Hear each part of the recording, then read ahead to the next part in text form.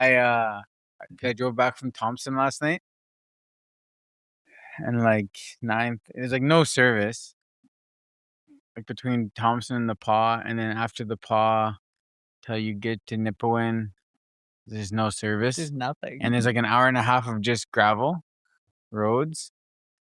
And there was this lady waving me down. Uh-oh. She blew her tire out. Uh-oh. She had her like 8-9-month-old baby in the back.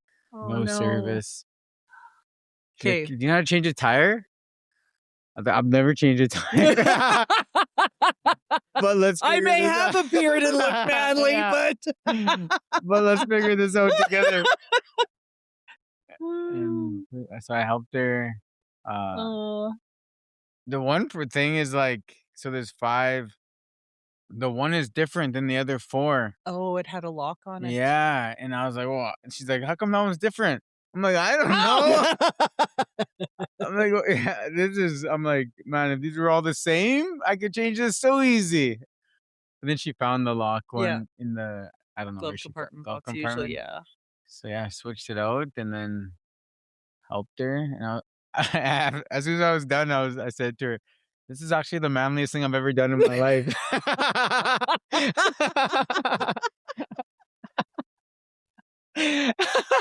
He's like, quick, record me.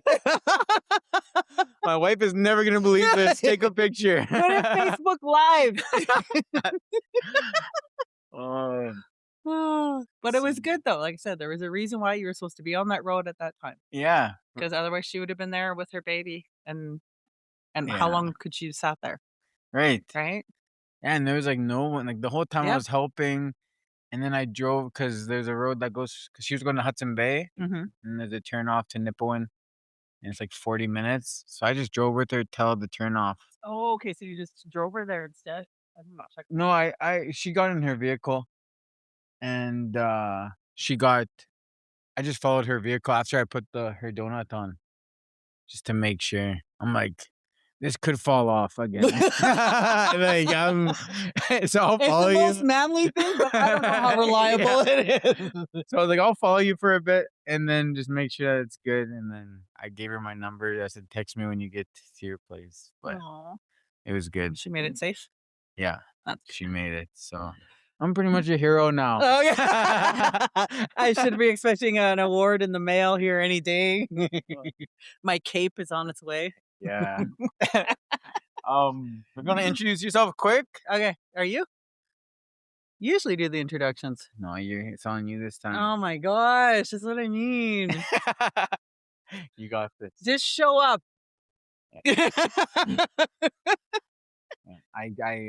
You were so professional in the beginning. You had it all worked out, written out, ideas. Now it's like, oh, just come have a glass of water with me. After Doesn't even like pull for coffee. Yeah.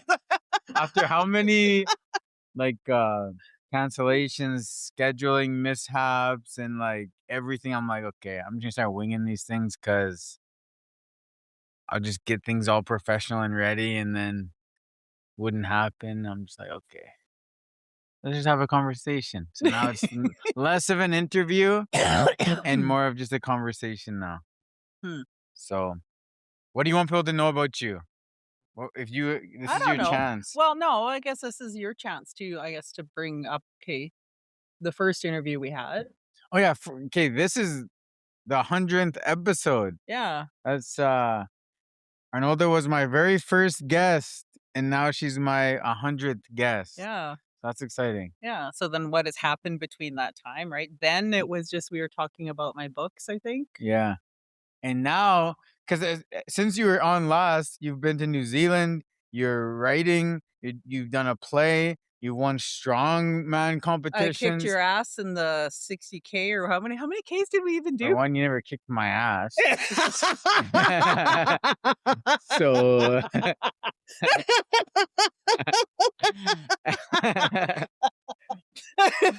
let's just recoup that one. Yeah.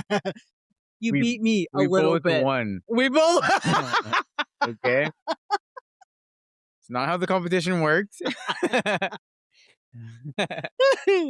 We equally won. You Um, and your but you, flip-flops. yeah, you had your display. The art exhibit. Yeah, you turned I did your short 3 story into a play. 3 Strongmen. I go to provincials in July. Been to New Zealand, so now I'm a writer on a TV show that's in New Zealand. Yeah, well, let's start with that. New Okay. Zealand. Okay. Well, we can start, with all of it. Like, Yeah. what's happened since last time? Yeah. How long ago was that? Was it a year? I think just a little over Over a year. because I'm starting to get memories on my Facebook and stuff. Yeah. Of I think yours was like 2 weeks ago or something. Oh, okay. So like pretty So, close yeah, to the a year. year. Yeah, Huh. which is kind of cool. Crazy. Yeah. Crazy. Yeah. Oh no. So now tell everyone how you've improved in life. Where your growth is at. Are you She's less still crazy? still a disaster. Oh, yeah. Yeah. I guess I'm done. I had a job. I quit a job. I started Oh a new yeah, you job. got employed. Yeah. Employed. What the heck? Oh, yeah. What else? Okay, well, let's talk about New Zealand. How was it? New Zealand? Yeah. Okay. Are we starting now? Yeah. Oh, we've started. We started. We're almost 7 minutes into this thing. I forgot to tell you. Welcome back. Yeah. Welcome to my TED Talk. New Okay. Zealand. If you had to do an intro before we get into New Zealand. If you had to do an intro, if someone said write yourself an intro, what would you even say? You've done so many things. Oh my gosh. What would I do? Would as you an list intro? everything? No, as an intro, I don't know. To me, I always just introduce myself as I don't know. I hate introducing myself. It's just like, I'm just Arnolda. I'm just like West Side mom, Yeah. 3 kids, a dog. Yeah. And well, of course, you always, mention where your family is from, right? It's from Isla Cross and Gordon's and Punachai. And recently I found out that we have family ties. I've been going through my parents' files because they've passed away 3 years ago. And we have ties to Flying Dust Oh. and Kennel Lake First Nations on my mom's side. Never knew this until I opened up these files, and all of a sudden I started finding out great-grandparents, great-great-grandparents were from the reserves up there. So it's kind of interesting. So Did you do that lots? Like what is that called? genealogy. Well, it's the thing. I've asked my parents, my mom. She's never mentioned the reserves. Maybe she didn't even know this. These were papers from someone else that were given to my mom, but she had them in a folder. And then I just happened to come across these folders because I was looking for stuff. I have to still get some paperwork done for them. And I opened it up. I'm like, huh. I text my sister, I'm like, did you know that we have relations up in these reserves? Yeah, so it's kind of interesting. Answers some questions, I guess, but has other questions for us, but they're not here to answer them. So Are yeah. you are you gonna reach out to anyone? I don't think so. Like, it's great grandparents kind of thing. So my mom's parents, each of them had ties to each of those reserves, but neither of them had treaty. Both of them, I don't know how they lost them or why they didn't have treaty. So then my mom didn't. So I don't know if that was just a choice on their part or what happened. My mom's not here to answer, so I was like, okay. It was just kind of interesting. So yeah, like I know on my dad's side, because my cookum through Bill C-31 because she lost hers because she married someone who was Métis. That's how she lost hers. So that's from Gordon's. So I know if I do the paperwork, it's easy enough that I can get treaty back from there. But Cool. that's a later issue. It's a later problem. It's funny because Justin, from Warrior Mentality, because he got his treaty. Mm-hmm. No, so it's funny now because when I talk about being Métis, he just looks down at me now. He's like, "Oh no, I'm treaty." Well, that's the thing. And I said, because someone did ask me, actually, I've had other people ask me, like, why aren't you getting your treaty? I'm like, I don't know. I said, maybe not loyalty, but maybe it's just a family thing. I said I was raised Métis. Right. I wasn't raised treaty. I don't have yes, I have family connections to the reserves. The only reserves I've ever been out to were my, half brothers and sisters. They're from, Star Blanket, so I used to go out and visit them lots Mm, when I was younger, but I don't have any direct ties. Like, I know on pay like, we have the rights to get it back, but to me, it's like here, it's like, is it the right thing to do? That's what I'm struggling with. Like, people are like, "Oh, well, taxes and blah, blah, blah, and it's your right, and, your cookum got hers taken away." If it didn't get taken away because she married someone Métis, it would still be in your family. I'm like, "True, like, I understand that." But at the same fact, I don't know. There's just something here that's just right. not sure if it sits right, so which is why I haven't applied. So and then my dad's voice always sits in the back of my head because I used to ask him, like, "Why aren't you applying for it?" And he always says what was he used to say? He said, "Fucking government didn't help me when I was a kid back then. They don't need to help me now." He's like, "I was Right. raised half breed. I will stay a half breed." So I don't know if that's maybe what echoes in the back of my head. So Maybe that's your next journey my next journey. to go to some ceremonies and talk to some elders and see. Yeah, like I said, I used to go to a lot of ceremonies. I was adopted by elders out, like Kisakus when I used to live out in Yorkton area, and I've always had those connections, but yeah, keep meaning to go back to sweat, and it keeps happening on weekends when I'm not here Right. or I'm busy. But yeah, it is something like I said that sits here, and I'm just like I until I have an answer where I know I have peace about it, I'm not going to just go do it for money and for Right. taxes. Right. For me, Right. that to me that's not the right Yeah. way to fill out those papers. I said I need to know that I'm making a decision because it feels right in here and it's something I'm supposed to do. So Right. we'll wait and see. Like I said, it's a later problem. Even like, yeah, I think you because even though I've had conversations on here with people who they see s- they see people on who like claim indigenous business and things like that, Mhm. but they never see them at ceremonies. They never see them at powwows. They never see them. Yep. It's like it's almost like they're just there to sell their stuff. Well, it's They're that. like using this label to Yeah. get more. Well, I've seen it and we've all Yeah, seen it, right? People who were not raised Métis. And that comes a question then. What does that mean to claim your indigent just being indigenous? How do you claim that? Do you have to be raised that or like I know someone who said, "Well, it's not my fault I wasn't raised that way." True, right? If their parents didn't want them to know that about them. Like I understand that, but then at the same fact, you have some people who just found out it was, back how many generations and then they get a card and then they reap a lot of benefits that are taking away from other people who are trying and who've been a part of the community the whole time. So that's where it's like, it's is it a moral? it's kind of like a balance of. Is it a moral question? Is it a legal question? Is it like that's where I said that balance between it. I don't know. I don't have an answer. I have tons of questions, but no answers. It's kind of like the way I'm thinking about it right now is like even even if you don't practice or Mhm. you weren't raised that way and you never identified that way and then find out that you are, Mhm. I guess it's kind of like why shouldn't you get the same rights? Well, yeah. So it's like It's not like you chose to not be raised that mhm. way. You know, Well, exactly, like and that's what I somebody said. in your line got ripped away somewhere Yeah. and then it got lost. And now you, one, two, three Mhm. generations later, live Western Yeah. because that's all you've ever known. And maybe you don't even have an interest in learning Mhm. because of how you were raised.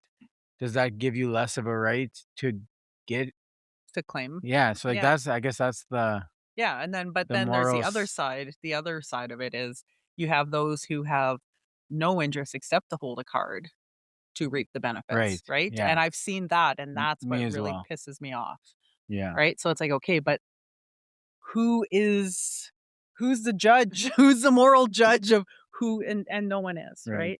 So it's just like it's But everyone is. but You know? everyone's judging everybody. You read those Facebook statuses and everyone's the judge.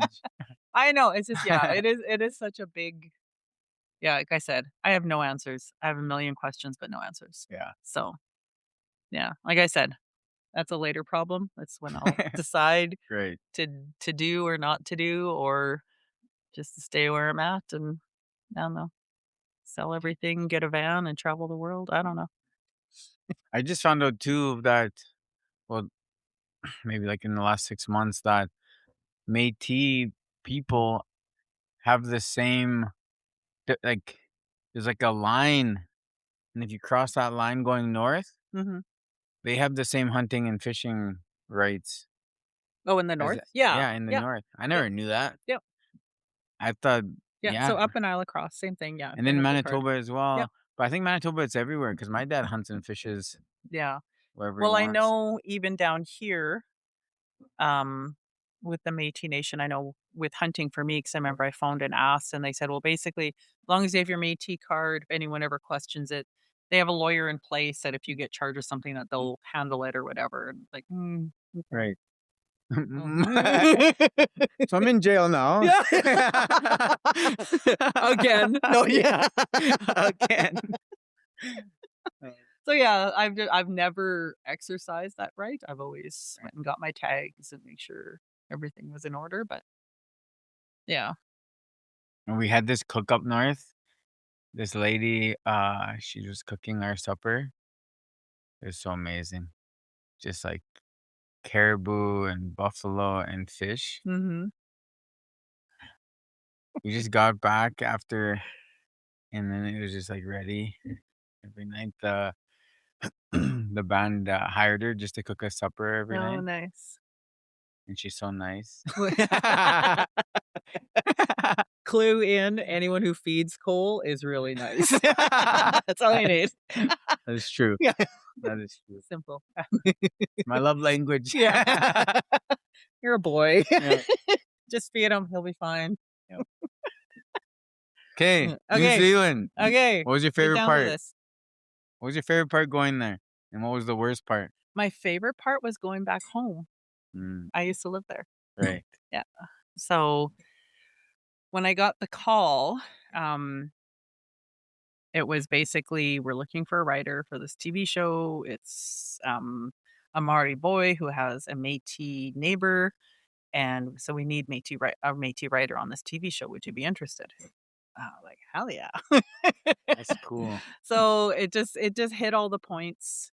Even the character was very similar. Like the Métis character was very similar to Maggie Lou, this kind of rambunctious, off the wall girl who's just making her mark on the world wherever she goes. That's kind of what this character was like. So I'm like, I know who this character, a good idea who this character is, and I understand the Maori culture because I lived down in New Zealand for a year and a half. So, and then they said, Kate, you'll go down there for, I think I was down there for 2 or 3 weeks. Oh my gosh, I can't remember how long I was there. It was just like last month or the month Yeah, before. yeah. It wasn't Everything was fast political. forward. I had a job in between. Yeah. So, I remember talking to you during it all, and I'm like, "Where? Okay, you're going where? And what then do you're you gonna be do? back when? Then you're going somewhere And else?" you quit a job, and see, that's the thing. January 1st came, it was New Year's. I made a plan that every month I was gonna be traveling, that I would go on a holiday, whether it was just to Canmore or to Moose Jaw. I had Bahamas, Canmore, Scotland, um, oh my gosh, I can't remember the other 6. I had 6 places. They were all booked. Well, they've now changed. New Zealand took over. I did get to the Bahamas. I got to the mountains a couple times. My Scotland trip is now delayed. I'm probably gonna go to Scotland in the fall, I think. Hmm. Um, but so that all moved, and then I quit. I did have a job. I thought I could, like, just settle down and just like, "Okay, I'm just gonna take a job," and because in the writing world, it's like the artist world. It's you never know. You don't have a steady paycheck, basically, right? So you're not quite sure all the time. It's like some days you have money, some days you don't. One day you're getting a grant, next day you're waiting to find out if you're getting a grant, and then you don't get a grant, right? So it's always this in and out. So you have to be, um, you have to plan financially.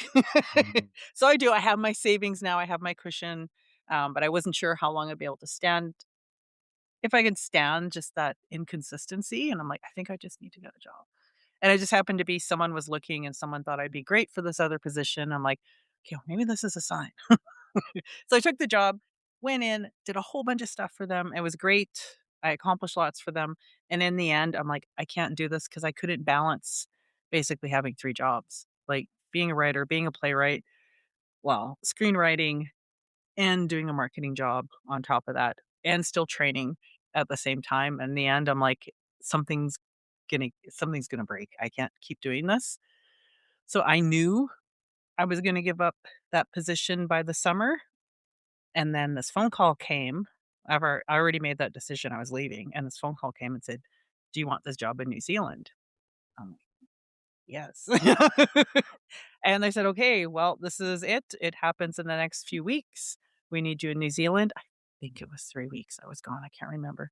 Um, and you'll go there, and you'll be in a writing room, and then you'll come back, and then I'm on contract with them until till August. So I write for 1 episode and then consulting on all the other episodes for the 1st season on this TV show, and it was absolutely beautiful. I got to catch up with all my friends that I used to hang out with when I was way back in my 20s, like, so, like, 30 years Mhm. ago. Um, so Tiaraki and his mother, Iris, and I got to thank Iris. I have not seen her since I left 30 years ago, and she became my adopted mom when I was down there, and I just got to thank her for helping take care of me and raise me during a time when my frontal lobe wasn't fully developed. And she was so sweet. It was just so wonderful to see her. Like, I felt so sorry for her because 'cause I'm like, she had me and she had her son, and she was like trying to manage these 2 crazy off the wall kids, and we all turned out great. It's like and I ran into so then I stayed with another, um, Mardi girl that I knew when I was down there, Abby. She just got her PhD, saw Hector, he has his like, everyone it's so funny, we got a picture of all of us together, and we're like this ragtag group that, back in our 20s, we were all a mess, and to see that we're all doing well, it was just amazing to catch up and see each other again, and yeah. So it was absolutely wonderful, and then I met more wonderful writers, went to the South Island, I was in Christchurch. I used to live in Auckland, so I only knew the North Island, so this was brand new going to the South Island, so that was kinda neat. Made some really good new friends, and hoping to go back, when they start shooting, I think later on, like, closer to the end of the year is when they're gonna be shooting, I think, so I'm hoping to go back for that, at least a week or so anyways. Yeah, So, I'll yeah. come. Okay, I'll come with Okay, you. I'll come. Okay. Stop asking. Alright, deal. Yeah. Okay, I'll be an extra. That's that's pretty Yeah, so cool. it was great because they needed someone who knows the Métis culture, the language as much as I'm still, like, way learning. Mhm. I know my numbers, animals, and swear words. Um, That's all you need, I that's all think. you need. Yeah. My brother always gets after me. But there's a workshop coming up, so I'm signing up for that. Again, how many workshops have I done? It's so hard Like, to for learn. language? Yeah, but it's so hard, and I've tried to explain this to him as much as he always makes fun of me. I said, "This is a difference." He lives in Isle Cross. Majority of the people speak the language. Right. I live in Saskatoon. We're 100% English, right? The few people who do know Northern Michif, like, everyone has jobs, lives, so the chances of running into them or seeing them or trying to practice with them is so hard. Mhm. Um, like up north, the radio, stuff like that is done in the language, right? So we don't have that opportunity in the city. So sure, I've taken classes before, but then who do you practice with? Like my parents are now gone, right? So it's other than just repeating and practicing what's there, when do you get that chance? So We should go talk to Métis Nation because I almost got them to start a class Mhm. once a week here. Oh, I said, okay. "You guys we'll use my space," Yeah. and we went back and forth for, like, a month, There and then they is were putting together a program or something, Oh, okay. See, there so then is they one pulled coming up. back. I have to look. I just sent him an email last week because my brother sent it to me to look at. Because 'cause I've been harassing him for years. When I was in New Zealand years and years ago, how they brought back their language, I knew the one town I was in, they said how they did it with their young people was teaching them songs and prayers. Mm, So when I came back, I right, kept telling my brother, I'm like, "If you can do a camp, if you can do a summer camp, just teach us songs and prayers. That's it." Right? And then life went on. And then again, I've been harassing him this last little while. Then I saw, lo and behold, he did, I think it was just a weekend language camp in Manitoba for the Métis Nation of Manitoba. And him and my uncle Jimmy were out there and they were doing songs. I'm like, "Hmm." And I bugged him like, "When are you coming to Saskatoon with so this?" So I'm hoping that's what he's gonna do. right, And then I know this one that he sent me, I know they're doing songs because that was one thing, learning songs, it's so easy. I said, sometimes you don't even need to understand the meaning of it right away. If you can get your tongue around how to say words, right, you'll make the connection later on about what they mean. So that's how they worked it in New Zealand to teach their young people the Māori language. So I was like, that would help. And then even prayers, because it's something you learn and repeat, right? How many of us were indoctrinated in school to say the Lord's Prayer? right, All of us can say it. Even if we don't go to church, we know it because it was ingrained in us. Well, it's the same thing. If you do that and teach that in our own language, we'll start saying that every single day, and that language will come to us, and we'll start making connections of what those words mean, and then we can learn the language along the way. Is how I view it. So it's supposed to be happening, and then I just happened to meet an elder when I was working in the marketing job. I asked him to come to opening prayers for workshop we had. We ended up connecting because he was involved in plays, and at that point, my play was on, and I asked him if he'd come see it, and he did. But he knows the language, he knows syllabics. He used to be a principal, and I asked him, I'm like, if I put together a proposal, would you teach and would you do, and he also drums, would you do songs and prayers and create, and also syllabics, anything? I'm like, and he said yes. So that's kind of in the works, hopefully. that's So cool, yeah, to me, that's something I'm trying to work on, but yeah. Where is this mm, workshop you're doing? that's what I can't remember now. I have it. I'll send you the Yeah, information. I send know it's in Saskatoon, and I think it's just a weekend, and I think it's just learning.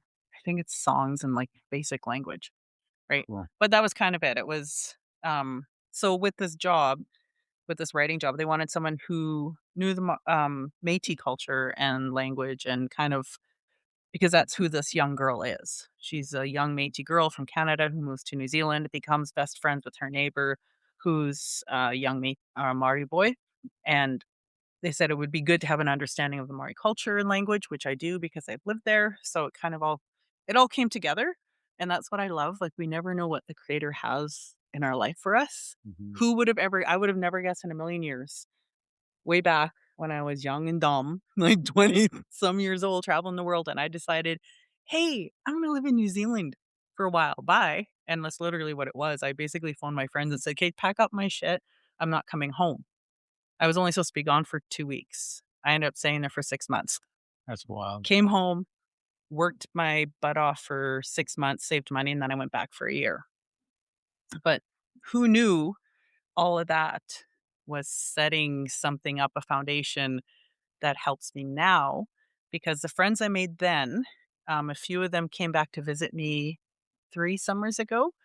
Um, and again, the connections is just, it was only done by someone bigger than us. It wasn't by me.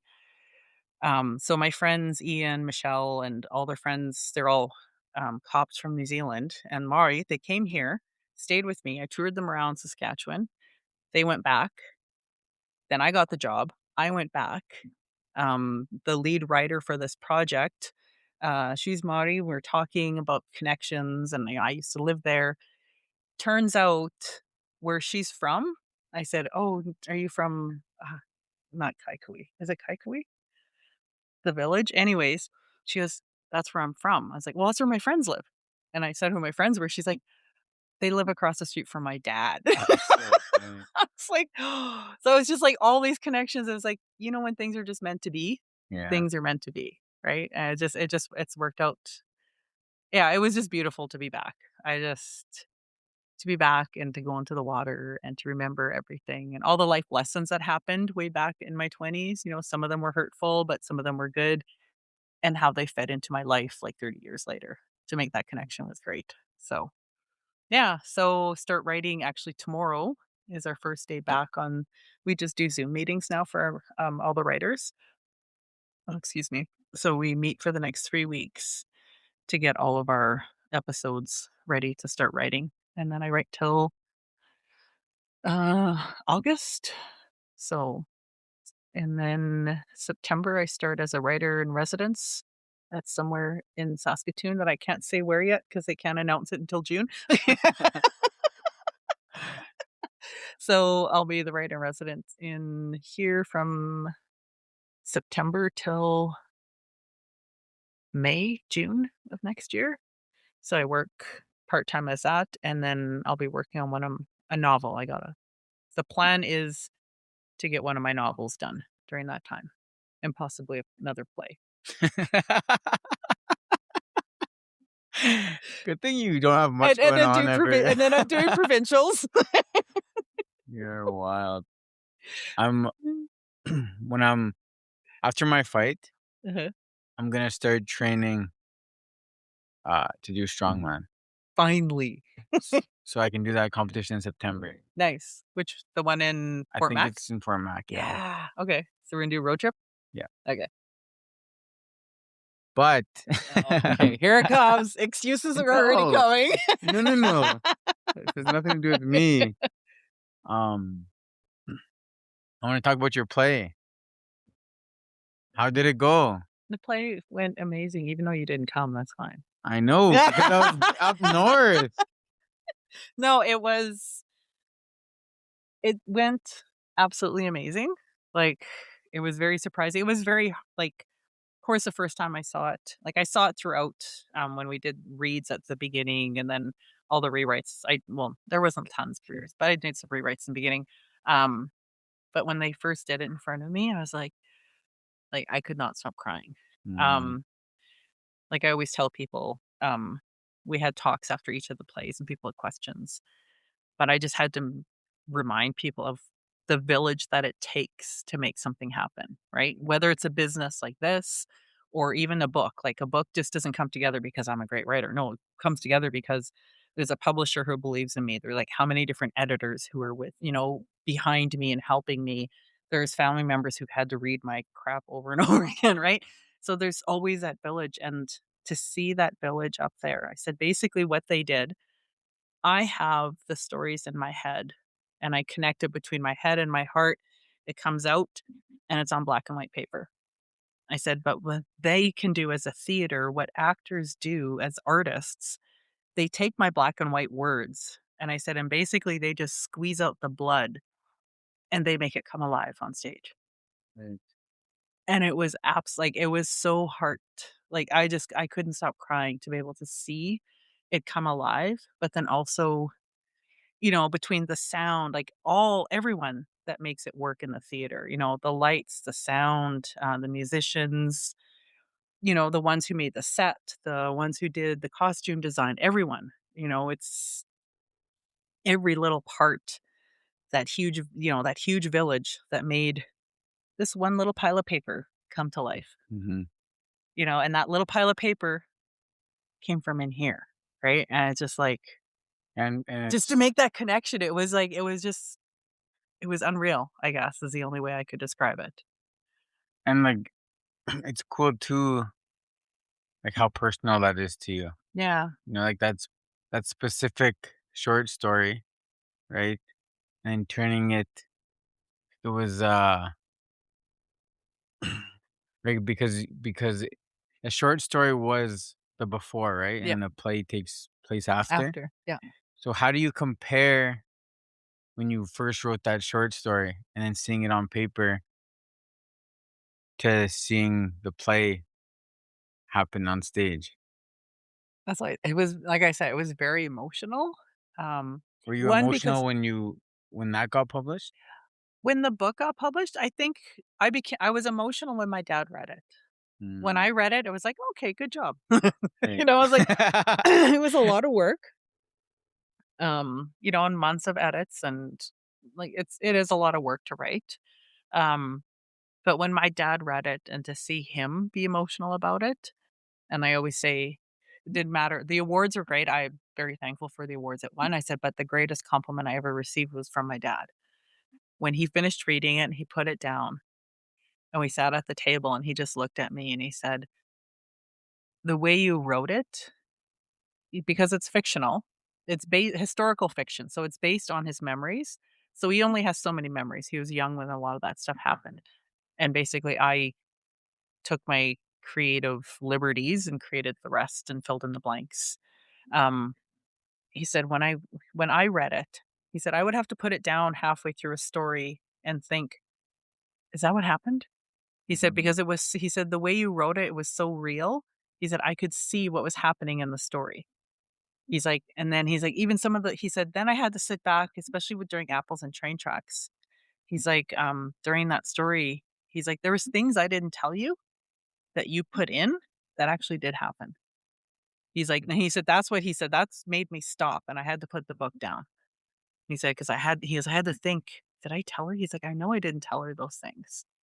And then he'd go back to reading. So it was just those things, and I remember talking to someone else about that, and I truly believe, I remember reading an article that says, "We have memories that live in our DNA and that are passed down."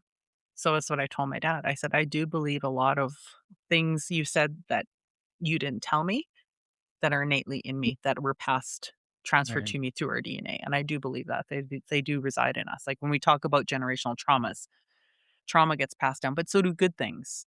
So, it was just knowing that and hearing that from him, that was the bigger thing. So then when I saw it come together in theater, it was like it coming to life, right? And I saw bits of my dad and bits of my cookum, mhm, and,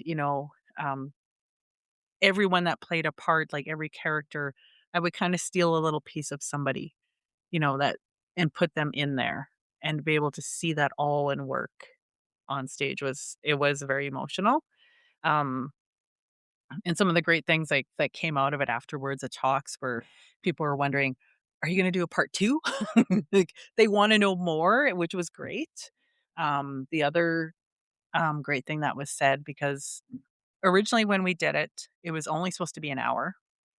But just the way it played out, and then some of the additions, and then with transitions and everything on stage, turned out to be a 90-minute show, and people get a little bit wary when it gets to be 90 minutes. There's no intermission, right? And 90 minutes is sitting through basically a full movie, right, right? And they're like, "Can a play keep your attention for 90 minutes?" That's was kind of the worry, but the great thing was everyone's like, it ran like a train. They're like, every scene that came up and every character, it just kept going. They said, "We didn't want it to stop." Whether it was the cart lady that came on, and then, Gerald, the homeless guy, and then all of a sudden, Rose and Charlie are fighting again, and then all of a sudden there's this beautiful scene between Mama and Charlie. And all of a sudden there's, Mr. Gossick or Tommy Douglas, and they're like, there was always something. It was just like a new page just being turned every time, and they said it didn't slow down, and we didn't want it to slow down. So, that was really good to hear at the end, and even to know that there were other playwrights that came and saw it, and again, another big compliment to hear other playwrights who came out and saw it, and they said that it was well worth their time, which is always the biggest worry. Like, people, when you're paying for a ticket, but you know, you gotta drive there, you gotta park, maybe you'll go out for supper, you're gonna come here, are you gonna waste 90 minutes? Like, yeah, probably close to 2 or 3 hours, right, if you do all that stuff. So I'm hoping that was something my dramaturge always, "Make sure you're not wasting their time," right? yeah. So it's like, okay, what's gonna make them talk about it afterwards? And I still have people, some of them still texting me. They're like, "The cart lady, I just," they wanna know questions about her. I got invited to go to Mount Royal and talk to the students about it, and the students, like, a few of them, like, they just loved it, and the one asked, "Would you ever consider turning this into, like, film, into a movie?" And I was like, "Oh, well, now I'm gonna think about that." I have other projects that I'm doing in film right now and a short that we're doing, but yeah, I said that might be a consideration later on, but right now it's just, again, reworking the script and hopefully that other theaters will pick it up, but Right. it was absolutely wonderful. Like, I can't wait to do it again. I already have one that I'm kinda working on, so Is it based on anything that you've done before? Or is it totally from scratch? this is totally from scratch. Originally, I had this as an idea, me and a couple friends who are in film as well.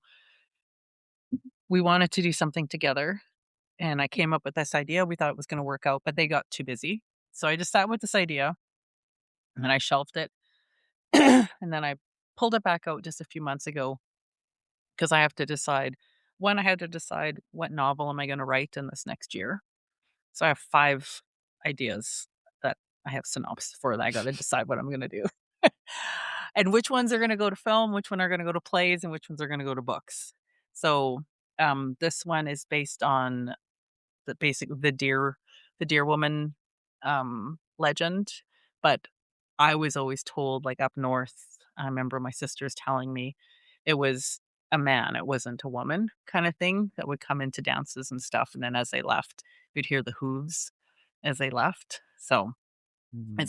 it's based on that, and so it was gonna be a short film, but now it's gonna be I'm gonna turn that one into a play, I think.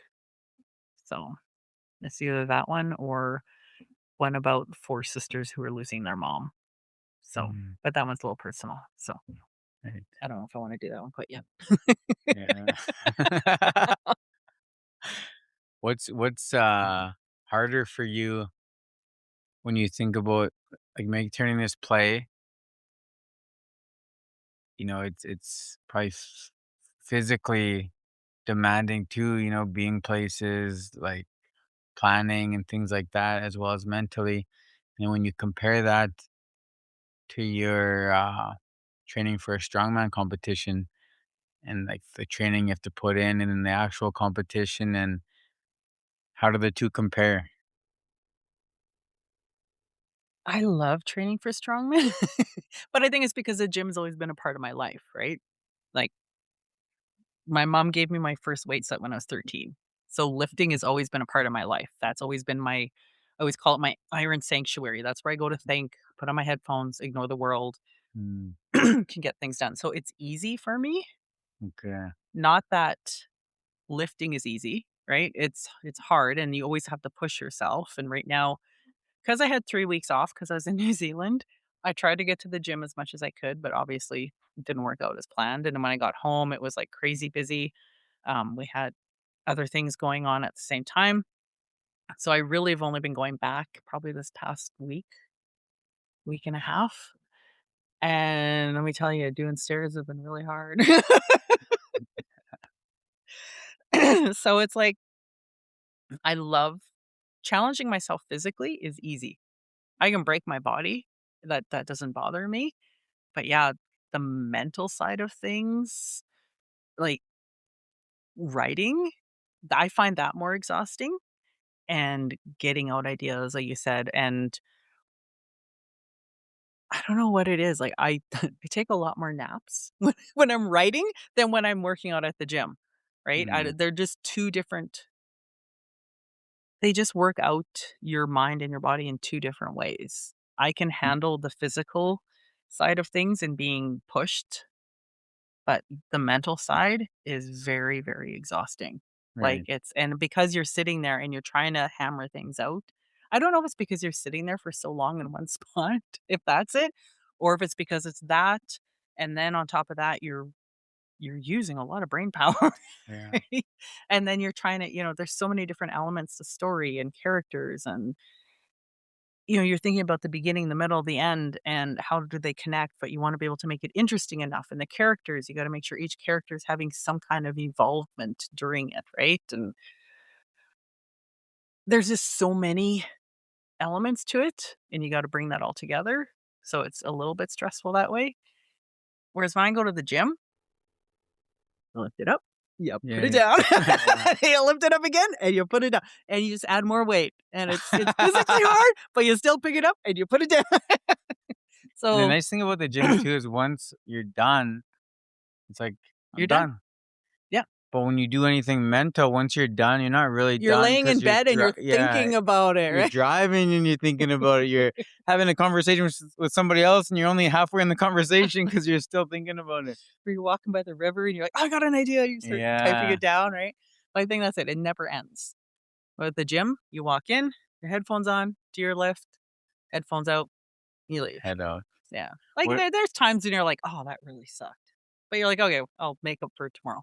right. Right? So, Are you working with Jackie again? mm, yes. Oh. I'm coming back, Jackie. I've been, like, on hiatus this past how many weeks? Yeah. I feel so bad. So I'm, like, just getting back to things right now. So I did, what was it, deadlift 315 the other day. Nice. Nice, but it's been a while. Yeah. That's why I'm, like, doing stairs afterwards the next day.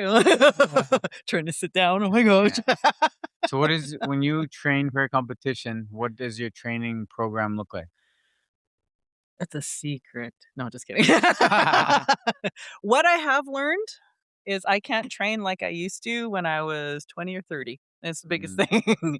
Like, Past because 50 of recovery past 50, specifically? you need a lot more recovery, Right. and I'm not good at that because I'm used to, for how many years, right, when you've been training forever and just doing different sports and whatever, 5 days a week, 6 days a week is nothing, right? But when you're past that other mark, Mm. you 50 and over, it's like, I didn't believe my physiotherapist, and he's like, "You need to rest." I'm like, "What do I do on a rest day?" Like, I struggle when it comes to a rest day. I'm slowly starting to get better at it.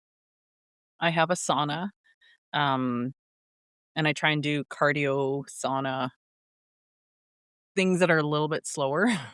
And then my one friend gave me a he's like, "What are you doing?" I'm like, "Well, it's rest day, so I'm gonna just go do cardio." He's like, "Oh, okay." He messages me later, "So, are you done yet?" I'm like, "No, I'm still doing cardio." He's like, "That's an hour and a half of cardio." Like, but I don't know what to do. I'm Yeah. like, sometimes because when you're that personality, or that person that just go, go, go all the time, Yeah. when you hear rest day, I don't know what that means. Like, it's so hard to wrap my head around that. And so I'm trying to get better at, okay, I'm just gonna sit at home and, Yeah, yeah. I don't know, read a book. Like, I used to read lots, but work took over. I do a lot more audiobooks, so that's where I now get more of my reading my reading in, audiobooks, so that's where I do my cardio. How many and my driving, like, wherever I'm driving, tons of audiobooks I do. I'll read before bed, and I read as soon as I get up, but during the day, I'm just go, go, go all the time, and unless it's at the gym, then the headphones are in, but Right. yeah, slowing down is hard. I don't Yeah. know when that's gonna it's supposed to happen, I think as you get older and start And maybe at 80. Yeah. But then you see these women who are lifting, like, in their 70s and Man, 80s, doing I marathons, and just I'm had a like, guy on here "Crazy, what?" who's 80 and he's powerlifting. I know, He's it's deadlifting like I know, 215. and so I'm I was like, like, "What "I'm the not heck?" gonna stop, I know Yeah. that. I'll eventually slow down," but, like, right now, it's like, I think my idea is if I'm healthy enough and strong enough, I'm gonna continue Right. to go at the pace that I'm going at until it slowly starts to slow down. Mm. Whenever that is, I don't know. I think So, also like what you're training for, like to lift super heavy is so taxing on the nervous system. And that's yes. probably where the rest is so important. Yeah. Cause sometimes when I deadlift, sometimes I'll just like take 2 weeks off. Yeah. And then that next deadlift day, I lift so much more Yeah. and so much easier. And I'm like, "Okay, I guess rest does work." It does help. I know. Cause That's what I'm I the tell. same. That's what I had to tell my physiotherapist. I was like, "Oh my gosh, I rested and yeah, okay, it worked." But it's totally dumb. I'm It's like, so because dumb. what am I gonna like, I'm so used to being at the gym all the time, and it's just like, "Okay, I gotta find other things to do." And I'm like, "Frick no," they said, "Do band work and some stretches." I'm like, it's like, I can't do that. So it's like literally if I can't go to the gym on my rest days, because 'cause I'll lift. If the weights are there, I'm gonna lift. So it's like, "Okay, so I stay home, I have my sauna." Well, now I have 100-pound keg, so that doesn't help. So it's like, I'll lift that.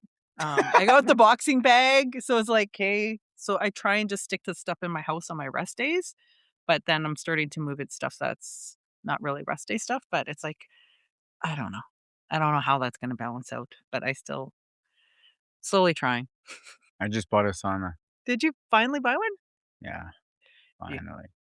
For the backyard, Oh, you got an outdoor a one. big barrel one. Nice.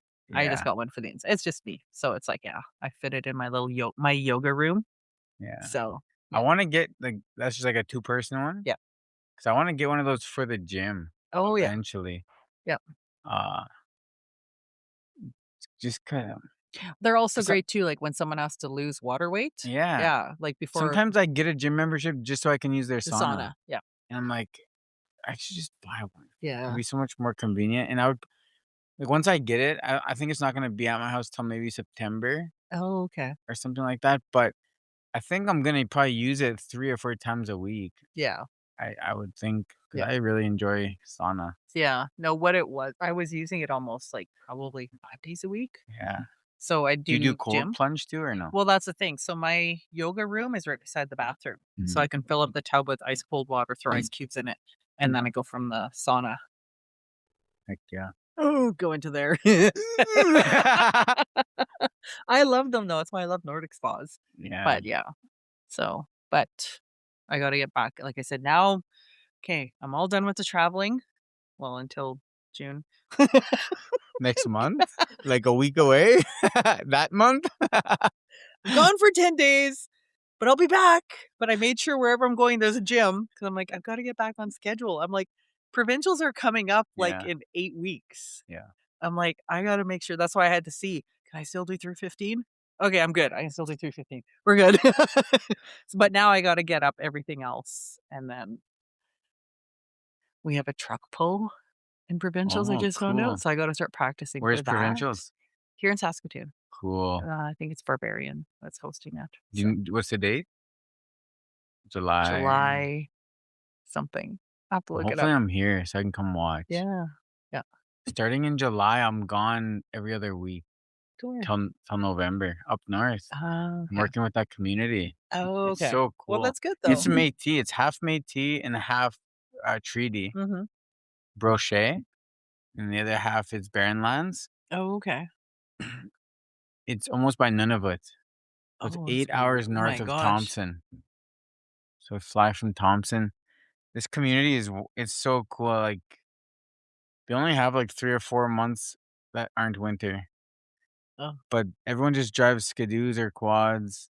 Even the little kids, like, there's, like, 6, 7-year-olds who just have little quads, and they just rip around, they just do their own thing, Nice. and it's pretty cool that they just live off caribou and fish, and Oh. that northern story just freaking rips everyone Oh, off. yeah. Yeah. Oh, yeah. Anything in the north rips them off. Yeah. Yeah, it's pretty cool up there, though. Mm. Very, very, Christian Catholic community. Oh, yeah. Not much, for ceremony stuff. Yeah. It's kind of No. like a no-no, Yeah. Mm. more, uh, religious than spiritual, Yeah. but it's cool. Hmm. Like, it's so different being up there. So are you just doing boxing stuff up there?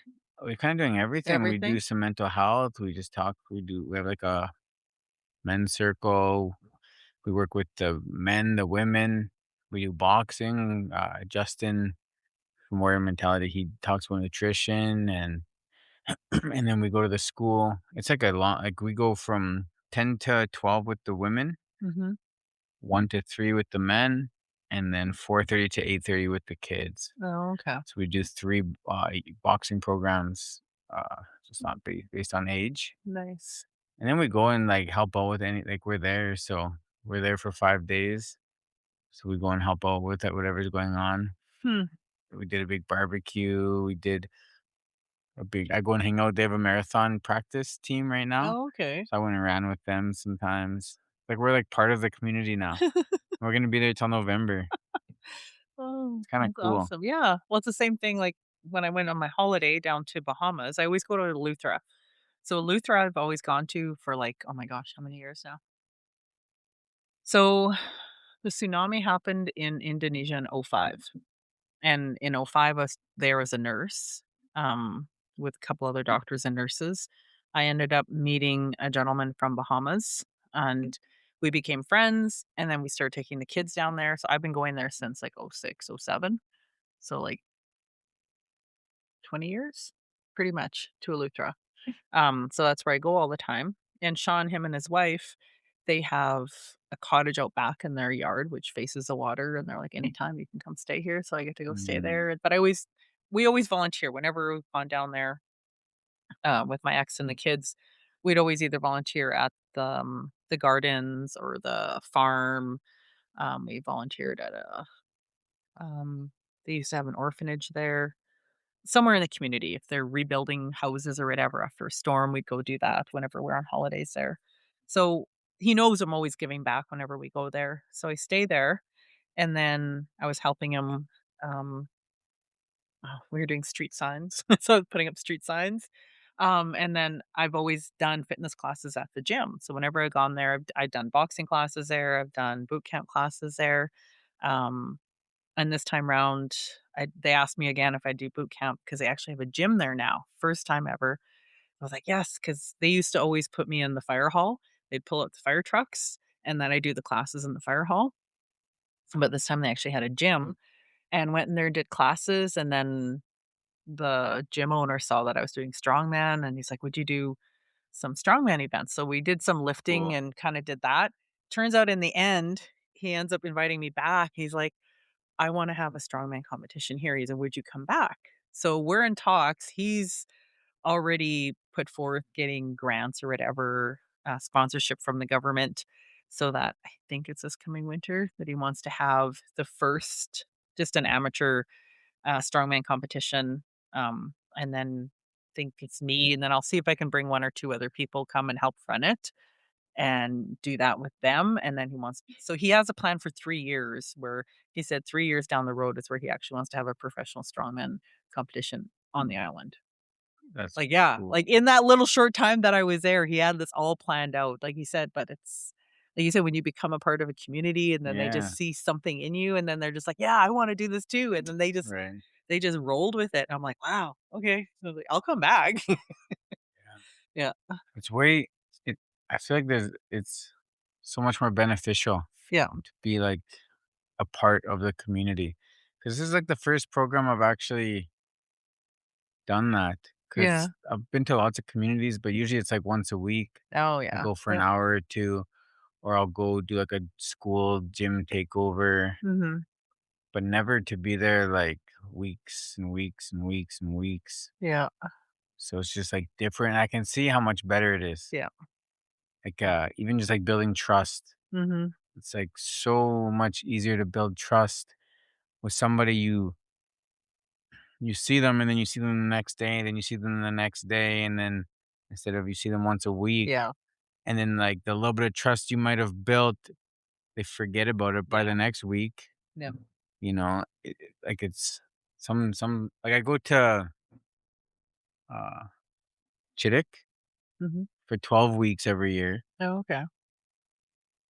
but even like, it's good now, it's, like, my 4th year, so now, like, everybody knows me, but for a while, it's like, the first 6 weeks is building trust Well, it again. is. It's building a relationship, right? Yeah, It's like in anything. If you don't have a relationship with people, you can't invest in their life.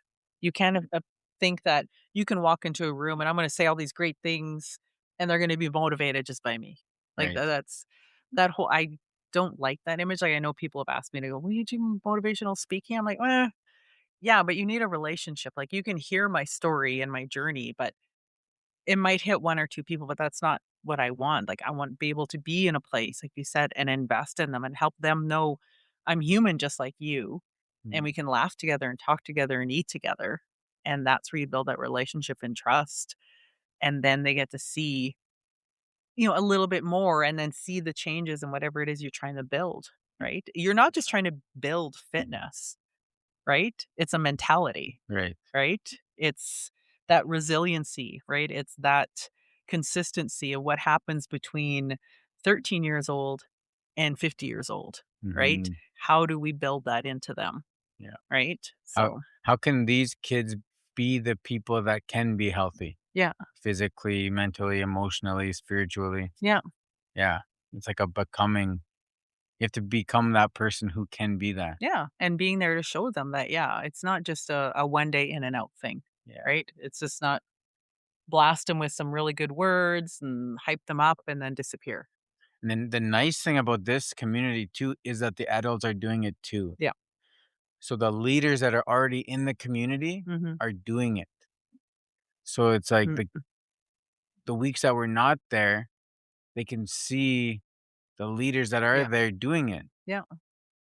which is way different than other communities I've been to where it's really hard to find communities that will put money into their adults, Yeah. that'll put money into their leaders. So then when I leave, then now they're back at looking at the leaders that they have who maybe aren't representing themselves, Hmm. how they should be, Yeah. Yeah. So it's like that's tricky too. Yeah. Cause I'm a stranger. Yep. Stranger comes in, Yep. says, "Hey, here's like a way you can here's a way to be healthier, to Mhm. be here's a an outlet you can use emotionally, mentally. This is how you can develop some discipline, some Mhm. confidence, and then I disappear, Yeah, exactly. Yeah. you know. Mhm. So to see that this community is putting time into their adults too is very powerful, Yeah. because like everyone loves their parents the most. Mhm. That's who they want to see and they want to follow. Yeah. So it's like if your mom or dad are trying some boxing, trying some lifting some weights, Mhm. changing their diet a little bit, now it's cool, Yeah. you know? Mm. So Well, that was it, hopefully. like, with my kids, it's like everything I did, if I was boxing, they were boxing, if it was jujitsu, they were doing jujitsu. Mhm. Now I'm doing strongman, well, my young girl, she's supposed to be Yes, she competed twice now with me, and she's also advanced to the provincials. that's So, cool. yeah. So Has it's she yeah, it's started things like training? she's trying, but she's also working a lot. She's not sure if she's gonna be able to make it, unfortunately. Right. She's working full-time, like, at a manual job outside. Like she said, "I work labor Yeah. all day." She goes and then she also kept her other part-time job. So she's actually working 7 days a week. She's a hard worker. Yeah, that's tough. So she's like, "I don't know." She's like, "I'm trying, mom." She's still going to the gym, but she goes, I'm exhausted at the end, but I still go in and get my lifts." But she's just gonna wait a couple more weeks and see how things go, and she'll make her decision, but she was really pumped the last competition we did together, and she was excited when she got the email that said she was invited to go to provincials, so I'm still trying to press her just to come, just to give it a try. Yeah. Yeah. Mom can kick your It's a ass one cool. more time. Just one more. That's One more time. that's cool. Yeah. Well, So, what's next? What's next this year? what's next? Okay. Play is done. Well, it's not done. I still got stuff to do on the play. Um, Hopefully other theaters will pick it up. I have a short film. So the week I went to New Zealand, the play was in rehearsals. Came home. The play started the week I got home or the week after. That same week, um, I've been working with another director and producer that I'm co-producing and co-directing. one of my shorts with. They came out to watch the play. We quickly did some shooting for one of the short films while they were here. Excuse me. So we did that. They left. Then I had to write a whole new script because we actually just won an award for, oh my gosh, my brain's gonna go blank. The Regina International Film Festival, their launch pad um program. So basically they give us X amount to help us produce a short for their film festival, which is in September. So we have to have this new short we have to have done by August. Mm. So the summer is going to be really busy. So we just had a meeting the other day. It's like I got to find a few actors. I have all the props, and I have to get my brother to translate the script because I want it all in Michif and it'll be English subtitled. Cool. So it's on the road allowance Métis. But that's got to get done, and then that short is leading on to a different one, another one that we're trying to get done, which will be the longer one. So those two are getting done. I'm working on a poetry collection, and then new play that I'm deciding which one I'm going to do. I think I know which one I'm going to do, and then the new job as a writer in residence and which novel that I'm going to get written in the next year. Because originally I proposed I have a dystopian novel that is, like, kind of done. I know where it's going. I have probably a few chapters written out of it. My kids have wanted me to finish it forever. So that's what I was gonna finish. But as an artist, it's kinda like, I'm really not in a dystopian kinda mood right now. Mm. So I went back, I read the script, and I was reading it and, the manuscript, and I said, "Okay, well, maybe I'll just start plunking. Maybe I'll just do another chapter." And I tried, but I wasn't in that mode. Like this one, I started writing probably about 7, 8 years ago. I can't remember. Then I just kind of shelved it. And that's with writing, that happens a lot. You just have all these ideas. You'll do parts, or you'll just do a synopsis, and then you'll shelf it. So I just left that one. So I got to decide which novel it is that I'm going to complete in this next year. So there's like I said, I got 5 ideas that I gotta get done, and then some traveling. I want my one trip to Scotland's gotta get done, Well, and then so go to your year's not that busy. it's not that busy. Go back to Bahamas and hopefully help with the strongman competition they wanna do. Oh, yeah. Yeah, do provincials, and yeah, we'll see what else. So some films, some plays, some books, some adventures in between. So, That's awesome. yeah. You're awesome. Yeah, I don't know. Still have that podcast idea that's been in the back of my head, but Yeah. oh, and then there's a film festival happening here. Oh my gosh, what's the date? In like a couple weeks. So the short film that I acted in last year Mm. will actually be playing here in Saskatoon. So everyone can come out and watch why I am a writer, not an actor. Okay. I was the mother of a vampire. So Yeah. anyways. Let me preface this by saying I'm a writer. I'm sure you did awesome. It was fun though, it was fun. Yeah. So, yeah, I was like, "Oh, I finally get to see it." I was like, "Oh, does it have to be in my hometown?" So now my friends and family like, "Oh, we gotta go see it." I'm like, "Oh, no, you don't." It's like, "Let me go see it first." Yo, tell me when. Tell me when? When Uh, to go see it. Again, I'll have to send you an Next month is a good month because I don't go nowhere in June? until the end of June. I think it's June 3rd. Okay, perfect. I think I'll so. be here. It's a That's Thursday a night. no. No, Wait, no. is it? Yeah, I think so. I Why? think the 5th is Thursday. Well, then it's a 5th. I don't know. It's a Thursday night.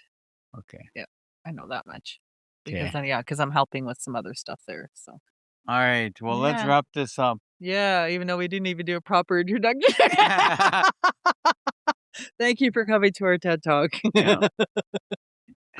You know, it's funny because now half some of my podcasts, we just get on a topic and then it'll Just be like go. 40 minutes and we're just like, we didn't even talk about anything about whatever they came here to talk about, and we just, like, talked about other things, and it's funner that way. It's like what you were saying, things just happen, and they Happens happen for for a a reason. reason, That's right. and that's so what you're really saying is, "I'm doing it right." That's it. This is how it should be done.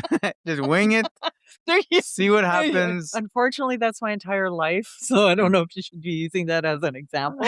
But well, you're awesome, and you enjoy life, and you do cool things, and you do fun things, and you're always laughing and smiling. So whatever That's you're a good doing thing. is good. Yeah.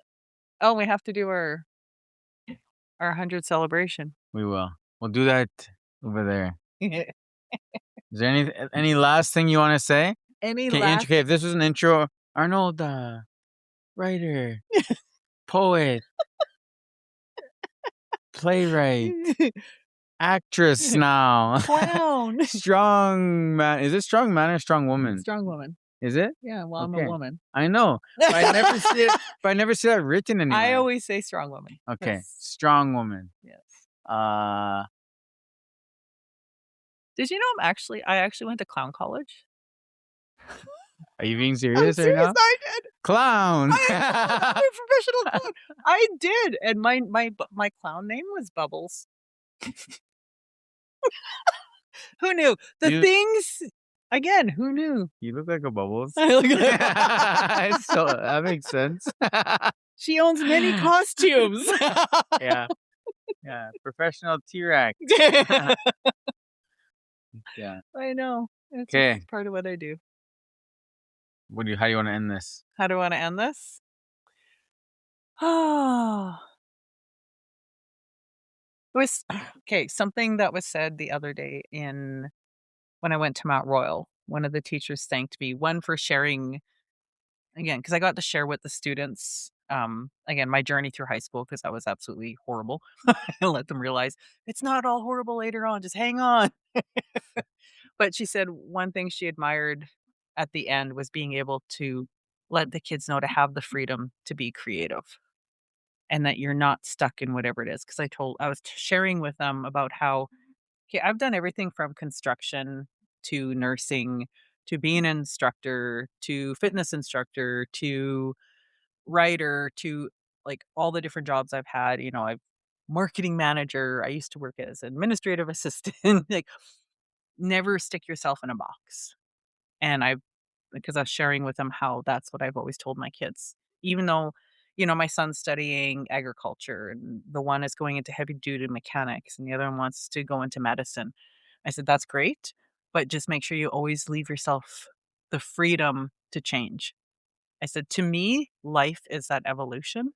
If we're not evolving and moving, you stay stagnant. And to me, if you ever think of water, anything that's stagnant becomes dead. And it's not that you need to change jobs every year, that's not what I'm saying, but I'm saying allowing the evolution of creativity to come into you, whatever that may be. So maybe you are doing this job, but on the side, you're doing music or something else where you can have that freedom. And that's what she loved, being able to let the students know that life is just not a straight line from A to B. It can be that path can go up and down hills, right? And that we have that creative freedom to be whatever it is that we would like to be. Yes, we have a destination in mind, but she said it was just lovely to be able to see that me making those intersections, like I said, of what happened in my 20s has come back in my 50s. Those relationships, how important those Mhm. relationships are.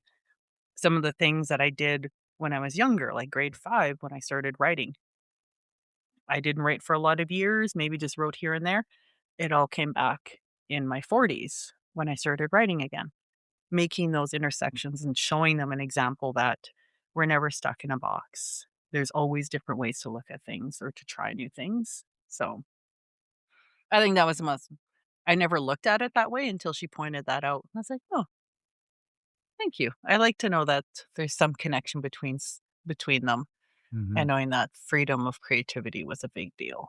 So Yeah, that's very nicely said. yeah. It Well, even makes the maybe, like, The chaos seemed not so Chaos. chaotic. Well, yeah, and I stepped back and, like, she said, "Even the fact that you said you started lifting at 13." At 13 years old, I would have never thought at 52, I'm gonna be doing strongman competitions. Right.